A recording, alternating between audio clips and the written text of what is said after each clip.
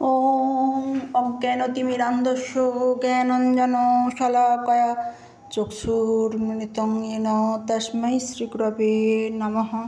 প্রিয় ভাই বোন বন্ধু গুরুজন সকলকে শ্রদ্ধা ভালোবাসা এবং আন্তরিক প্রণাম জানাই।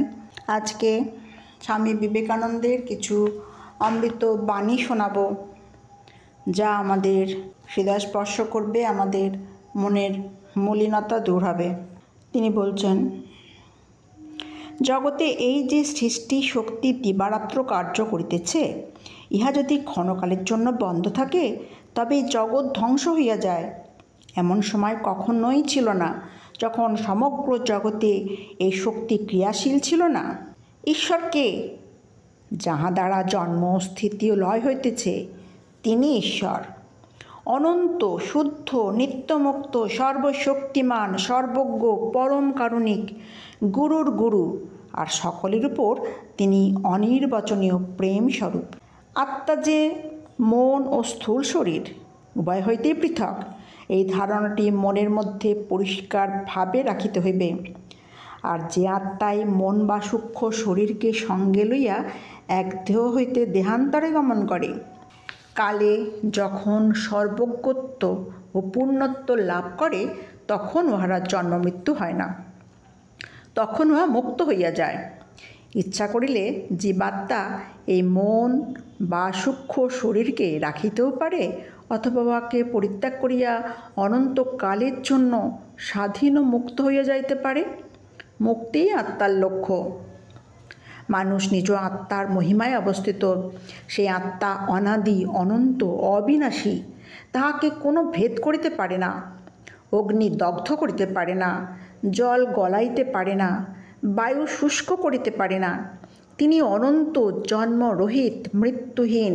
তাহার মহিমায় সম্মুখে সূর্য চন্দ্রসমূহ, এমনকি সমগ্র ব্রহ্মাণ্ড সিন্ধুতে বিন্দুতুল্য প্রতীয়মান হয়।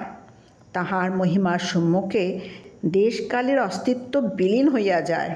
আত্মা অনন্ত আনন্দস্বরূপ, উহা লিঙ্গ বর্জিত। আত্মাতে নরনারী ভেদ নাই, দেহ সম্বন্ধেই নরনারী ভেদ। অতএব আত্মাতে স্ত্রী পুরুষ ভেদ আরোপ করা ভ্রম মাত্র। শরীর সম্বন্ধেই উহা সত্য। আত্মার সম্বন্ধে কোনো রূপে বয়সও নির্দিষ্ট হইতে পারে না। সে প্রাচীন পুরুষ সর্বদাই একরূপ। সব প্রাণী ব্রহ্মস্বরূপ। প্রত্যেক আত্মাই যেন মেঘে ঢাকা সূর্যের মতো।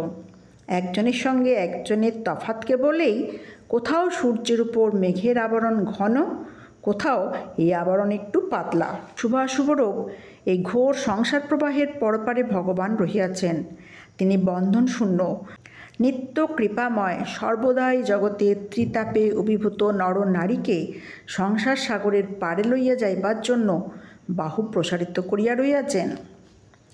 জীবন দ্রুত গতিতে চলে যায়, শক্তি লোপ পেয়ে যায়, কিন্তু প্রভু চিরদিনই থাকেন, প্রেম চিরদিনই থাকে। কেবল আধ্যাত্মিক উন্নতি বিধান করিতে পারিলেই সর্বপ্রকার দুঃখ কষ্ট ঘুচিবে। যতই শক্তি প্রয়োগ, শাসন প্রণালীর পরিবর্তন ও আইনের কড়াকড়ি করো না কেন, তাহাতে কোনো জাতির অবস্থা পরিবর্তিত হয় না। আধ্যাত্মিক ও নৈতিক শিক্ষায় অসৎ প্রবৃত্তি পরিবর্তিত করিয়া জাতিকে সৎপথে চালিত করিতে পারে।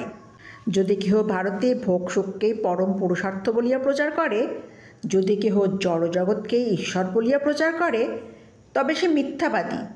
এই পবিত্র ভারতভূমিতে তাহার স্থান নাই। ভারতের লোক তাহার কথা শুনিতে চায় না। পাশ্চাত্য সভ্যতার যতই চাকচিক্য ঔজ্জ্বল্য থাকুক না কেন, উহা যতই অদ্ভুত ব্যাপারসমূহ প্রদর্শন করুক না কেন, এই সভায় দাঁড়াইয়া আমি তাহাদিগকে মুক্ত কণ্ঠে বলিতেছি, ও সব মিথ্যা, ভ্রান্তি, ভ্রান্তি মাত্র। ঈশ্বরই একমাত্র সত্য, আত্মাই একমাত্র সত্য, ধর্মই একমাত্র সত্য। ওই সত্য ধরিয়া থাকো। হিন্দু ধর্মের কোনো দোষ নাই। হিন্দু ধর্ম তো শিখাইতেছেন, জগতে যত প্রাণী আছে সকলেই তোমার আত্মারই বহু রূপ মাত্র। সমাজের এই হীনাবস্থার কারণ কেবল এই তত্ত্বকে কার্যে পরিণত না করা, সহানুভূতির অভাব, হৃদয়ের অভাব। তোমরা কিছু অর্থ সংগ্রহ করিয়া একটি ফার্ম খুলিবার চেষ্টা করো। শহরের সর্বাপেক্ষা দরিদ্রগণের যেখানে বাস সেখানে একটি মৃত্তিকা নির্মিত কুটির ও হল প্রস্তুত করো। গোটা কতক ম্যাজিক লণ্ঠন, কতকগুলি ম্যাপ, গ্লোব এবং কতকগুলি রাসায়নিক দ্রব্য ইত্যাদি জোগাড় করো। প্রতিদিন সন্ধ্যার সময় সেখানে গরিব, অনুন্নত, এমনকি চণ্ডালগণকে পর্যন্ত জড়ো করো। তাহাদিগকে প্রথমে ধর্মে উপদেশ দাও, তারপর ওই ম্যাজিক লণ্ঠন ও অন্যান্য দ্রব্যের সাহায্যে জ্যোতিষ, ভূগোল প্রভৃতি চলিত ভাষায় শিক্ষা দাও। দেশে কি মানুষ আছে? ও শ্মশানপুরী। যদি লোয়ার ক্লাসদের এডুকেশন দিতে পারো তাহলে উপায় হয়। জ্ঞান বলের চেয়ে বল আর কি আছে? বিদ্যা শেখাতে পারো। বড় মানুষরা কোনো কালে কোনো দেশে কার কি উপকার করেছে? সকল দেশেই বড় বড় কাজ গরিবেরা করে। কেবল শিক্ষা, শিক্ষা, শিক্ষা। ইউরোপের বহু নগর পর্যটন করিয়া তাহাদের দরিদ্রেরও সুখ স্বাচ্ছন্দ্য বিদ্যা দেখিয়া আমাদের গরিবদের কথা মনে পড়িয়া অশ্রুজল বিসর্জন করিতাম। কেন এ পার্থক্য হইল? শিক্ষা। জবাব পাইলাম।